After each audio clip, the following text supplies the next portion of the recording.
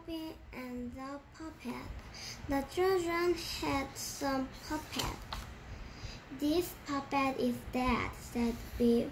"And this puppet is Mom. This is the dog," said Keeper. Floppy was not happy. He did not like the puppet. Floppy barked and barked. "The puppet upset him," said Mom. Floppy got into his basket.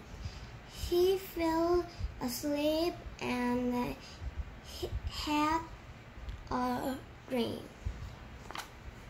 "Oh no, Mom and Dad were puppets.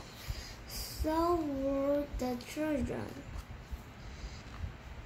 The Beef puppet gave Floppy bits of wood eat. Floppy was not happy.